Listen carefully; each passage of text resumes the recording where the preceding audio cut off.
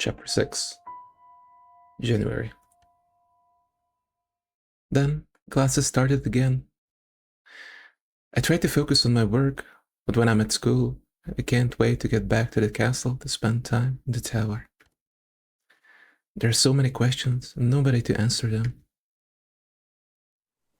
Struggling with a copy of a Greek version of the Cyanides, when the solution literally falls into my lap as I turn the page. It's a loose leaf which slips out from between the pages.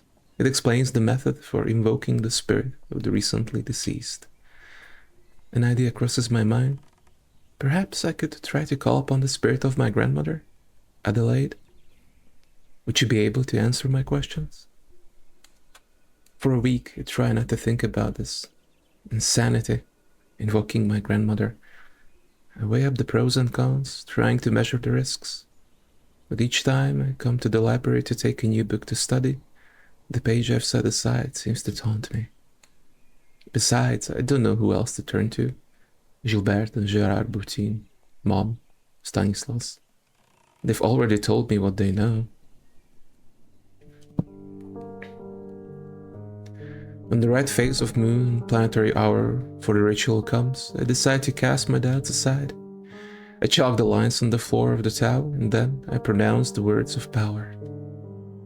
At first nothing happens, and then a draft of cold air sweeps through the room. The intertwined patterns of the ritual stone blaze with cold light. At the center of the magic circle, a shape, haloed with blinding light, appears, illuminating the darkness. The halo becomes more substantial, and the human form appears. Yet it's not the old lady I was expecting, but a middle-aged woman.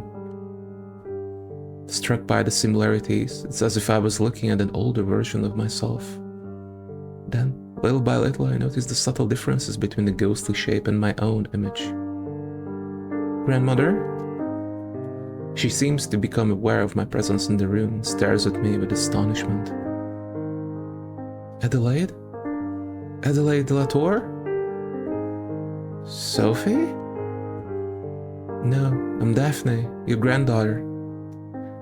The shape is silent for a few minutes, stalled deep in thought and unhearing. Suddenly she looks straight at me. Has the entity been sent back into limbo? Tell me, are the Malterres defeated? No. If I called you here, it's because I need answers. I didn't know who to turn to. Answers! The vision begins to fade, becoming fainter and more translucent. I can tell that I don't have much time.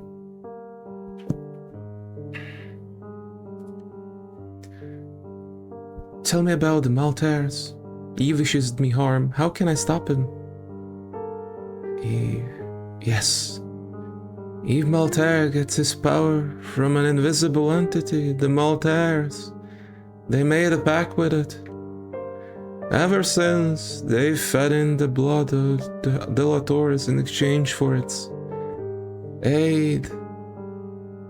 Sophie, I thought it would stop her with her when she and Yves, but the Malterre's blood was stronger than their union. He performed the rites.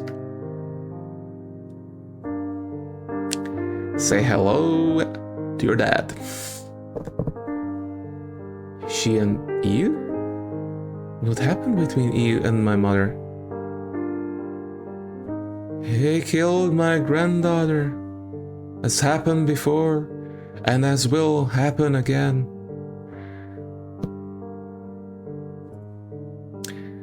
To me, to my mother, to my grandmother before her, to my daughter, to hers, to the children after her. Sophie, she knows. She wanted to hide the other child to keep her safe. She left. The Adelaide's image is a mere glimmer at the center of the magic circle. She tries to speak, but no sound comes out. And now, I'm alone in the castle. When I'm no longer there, There'll be no one. She tries to speak, but no sound comes out. And a few moments later, I'm alone in the tower. The white chalk lines traced on the floor, the only evidence of what happened. It's late, but I know that if I don't talk to Mom right now, there's no way I'll be able to sleep. When I get to her bedroom door, a ray of light escapes from the gap beneath it, despite the lateness of the hour. I'm raising my hand to knock gently when Mom says, "Enter." I suppose the sound of my walking stick on the floorboards warned her of my presence. When I open the door and go in, I find Mom reading a novel by the light of her bedside lamp. "Daphne? Mom, we have to talk." "I'm sure it can wait until tomorrow, can it?" "I think it's waited long enough already." "It's so urgent." "I just talked with grandmother." "You just talked?" "No. Don't explain. I'm not sure I want to know the details." "What happened between you and Yves Malterre?" There's an awkward silence. Mom lays the book on her lap and takes a deep breath. "I knew that business would resurface sooner or later." "And it didn't occur to you that, I don't know, you might let me know first?" "I would have preferred to hear it from you. It would have saved me the trouble of using magic to fill out the blanks." "I'm sorry, Daphne. When I arrived at the castle, there was so much to tell you, I figured it could wait. That there was no hurry. Then you had your accident, and the weeks passed. There were the holidays, then you started to spend most of your time in the tower. It's never the right moment. But I swear this time, I'll tell you everything. Let's start at the beginning." "Is Yves Malterre my father?" "Great gods, no." "But it's true that we did have fling, you and I. It was different back then. You must realize that he wasn't the man he's become. Both wanted to be free from the prison of our families. Your grandmother Adelaide had a hard time accepting it at first, but she realized quickly that an alliance could put an end to the old quarrel. But to the Malterres, the scandalous Malterre's heir getting mixed up with a delator, they put all their effort and ingenuity into breaking us up, and they succeeded. You broke my heart and all our plans went down the drain." "What happened next?" "Took me a few months to get myself together. I did some things I'm not proud of during that time. Wanted to hurt you as much as he'd hurt me. I slept around. Wanted to get a reaction from him, to make him see. It was stupid, I know that now. But we were only 18. And then I got pregnant." "So, who's my father? Do you even know?" "No, I've never been sure. It didn't matter. Not to me, nor to your grandmother. It was the tradition. Women have always been at the head of the house de la Tour. Some of our ancestors took partners, as your grandmother did, but most remained single or had several lovers during their lives. The fact that there was no father was somehow the way things were meant to be. The only thing I'm sure of it, that it wasn't Eve." "And then? Was it your pregnancy that made you leave the village?" "In a way." Mom hesitates to talk. I get the feeling I'm getting to the heart of the problem. "Mom, I have to know. I feel like there's something huge that you're not telling me about my birth. It can't go on any longer. Do you understand? Well, there has to be a second child. Or she is the second child." She looks at me, distraught. I realize we're dredging something up. Something she's tried to forget, to bury for all these years. It wasn't the pregnancy that made me leave. It was the death of the baby. A shiver runs down my spine. I'm taken back to what I went through myself only a year ago. "You mean, did you lose a child before you had me?" "I don't understand." "Twins, hello." "I was expecting twins. It was your sister that I lost, Daphne, and it's Yves Malterre's fault." My head is spinning. I tell her I need to go to the bathroom, but in truth I need a moment alone in the living room. I need a cigarette. twin sister. How could she hide it from me for all those years? And the fact that she lost her changes everything. When I return to her bedroom, Mom is at the window, smoking a cigarette herself. How could you have hidden losing your baby, my sister, for all these years? She looks at me, her face sorrowful. What would it have changed? Besides, how can you blame me for keeping it quiet when you went through the same thing yourself? Oh, don't look at me like that. When you had your accident, you were talking in your sleep. It wasn't hard to put the pieces together. It's our curse, for over a century, since the Malterre offered our children in sacrifice.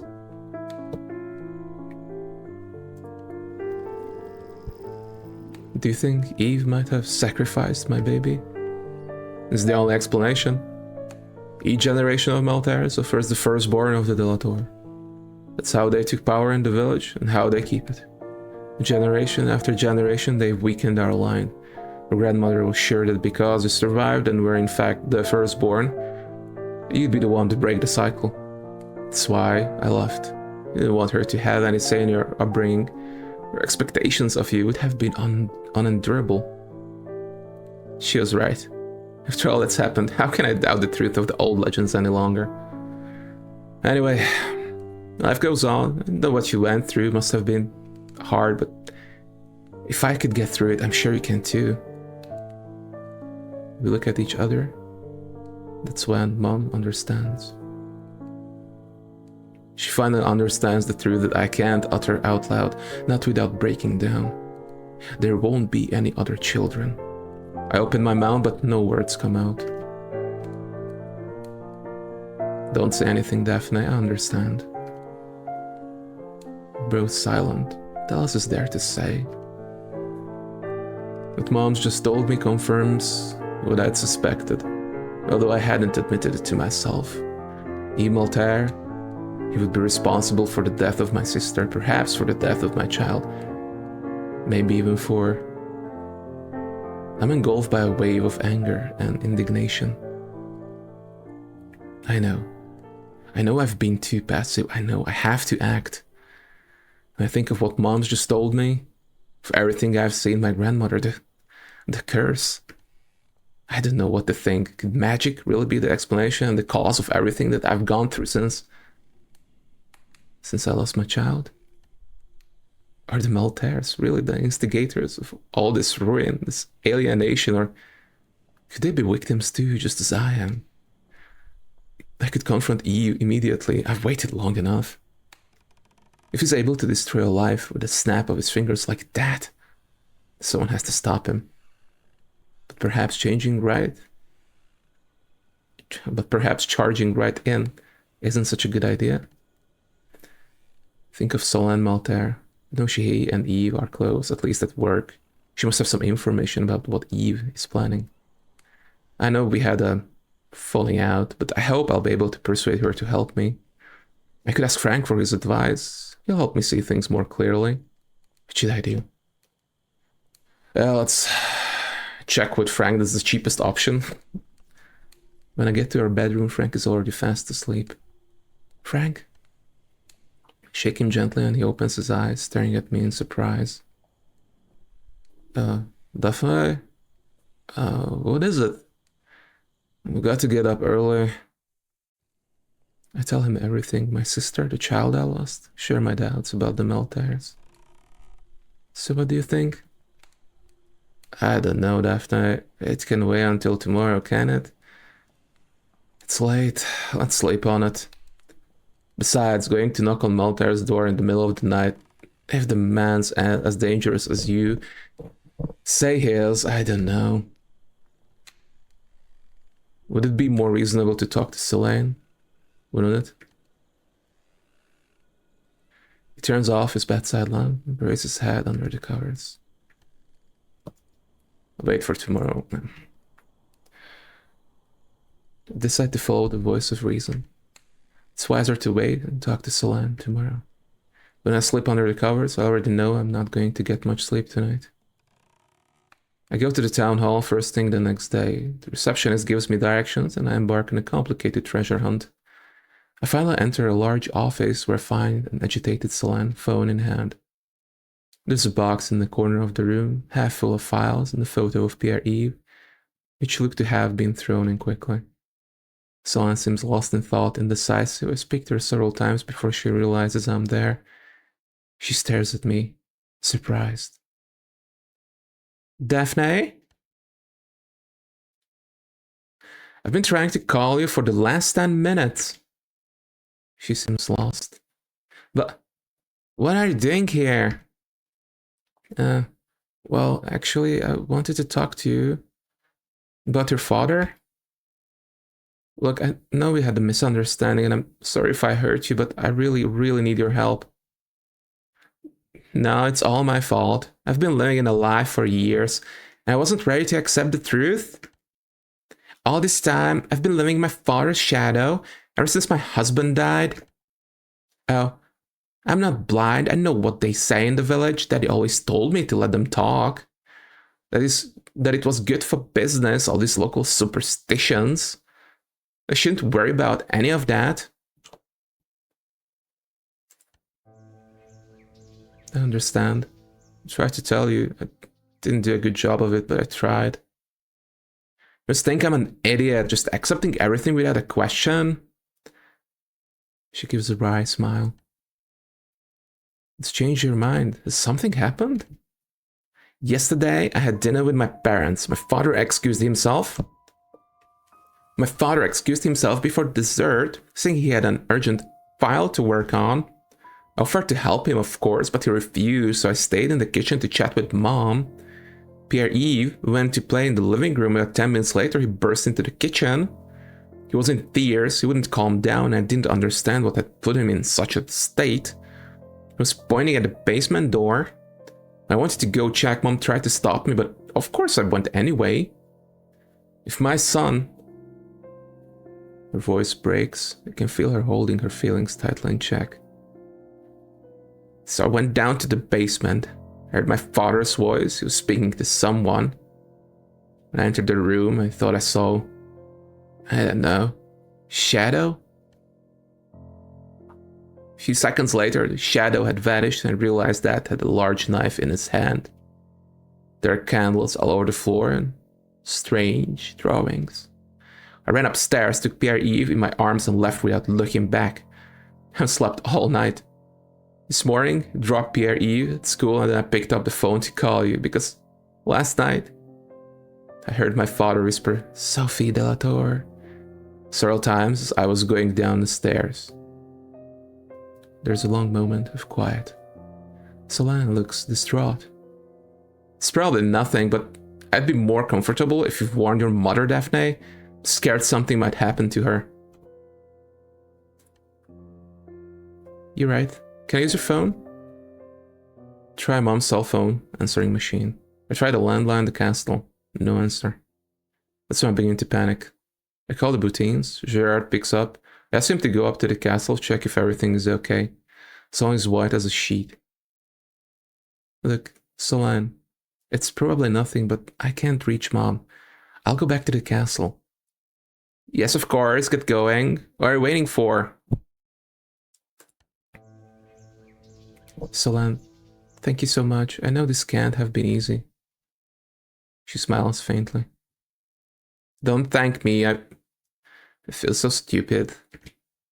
I know I chose the path of least resistance after my husband died. I was lost. I had no work. We were about to move, and there was Pierre-Yves. I was an unemployed widow with a small child. When Daddy offered me a job, I took it. I shut my eyes to all the weird stuff that happened in the village. He always had an explanation anyway, every single time. I couldn't bring myself to give credit to the superstitions. But I meant that my own father was probably responsible for the accident that killed my husband. It's over now.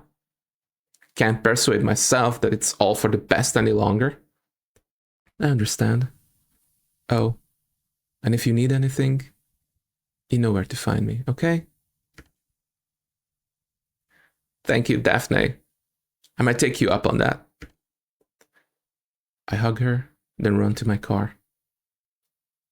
I see the smoke above the treetops before I even reach the lane to the castle. When I get to the courtyard, I find a shocked Mr. Boutine surrounded by a team of firefighters. Oh, Miss Daphne, it's a good thing you called me so quickly. What happened?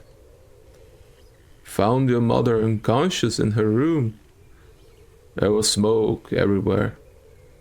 If you hadn't warned me, I'd rather not think about it. The ambulance just left. The nurse said she's been very lucky.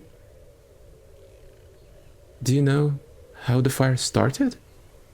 Oh, miss, it's probably my fault. Your mother must have wanted to light the fire in her room. The chimneys haven't been swept for ages. It's not your fault, Mr. Boutine. And if you hadn't been there to save her...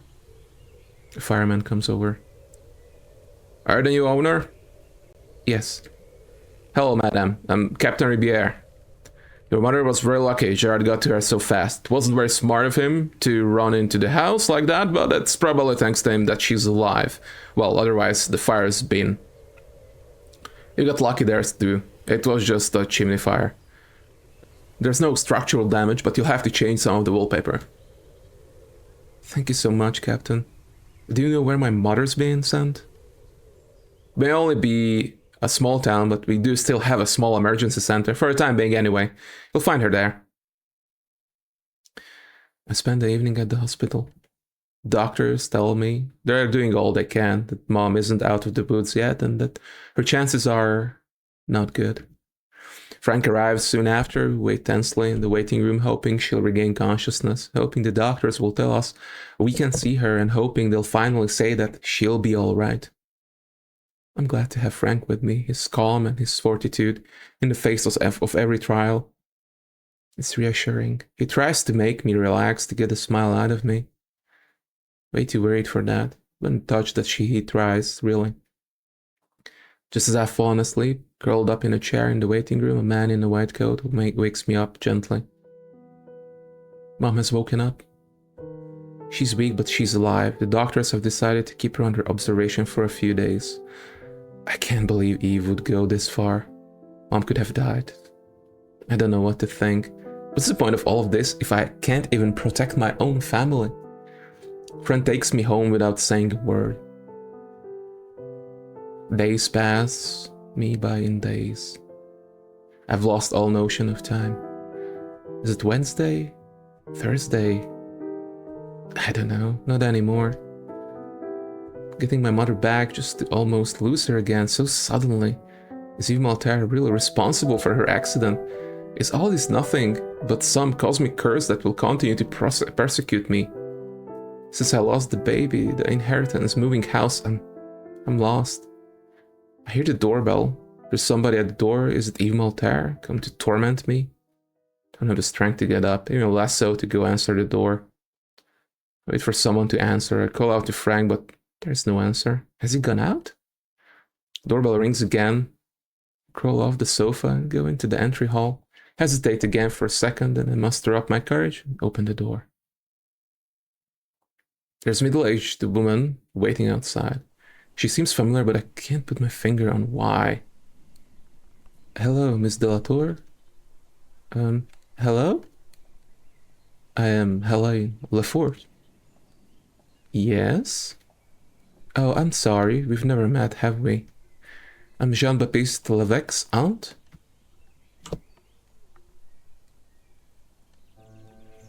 Oh, I'm sorry about what happened to your sister. Thank you. It's kind of you to say so. I hope you don't feel responsible. I'm sure it's not your fault, despite what they say in the village. My grandmother used to tell me the old stories when I was little. And you can't curse someone like that. Oh, you don't believe in witchcraft? Are you kidding? Of course I believe in it. However, you can't curse people to die by falling over and yelling insults. That would be rather too simple, don't you think? Well, you know Beatrice, she drove her car way too fast. I told her hundreds of times she should be more careful. Besides, she was blind as a bat. She didn't want to wear her glasses. That's where vanity gets you. But And then there's this business with the Malterre. Since her husband left, do you know she was convinced Yves Malterre had cursed her husband? Nobody knows what happened to the poor man, but with my sister for a wife, I can understand why he'd do a bunk. Look. Oh, sorry. Here I'm going on, and perhaps you don't have the time to listen to my life story. I wanted to give you this. She gives me a large bouquet of flowers. When we heard about Sophie, me and the other shop owners, well, we all chipped in. Thank you. You shouldn't have. We wanted to show our support, you know. We were all very sad when we heard the news. To be honest, we've all had enough of the Malterres bullying us. It's nice. Thanks for your support. Oh, don't mention it. It's nothing. Well, that's it. Just wanted to say we're behind you. Really? Yes, really, Miss Delator. I know we didn't welcome you with open arms, but you know how it is. Your grandmother, she was a bit crazy, you know. We were a bit wary of her. We didn't know what kind of person you were, just like that on sight, you know. Yes, no, I don't know.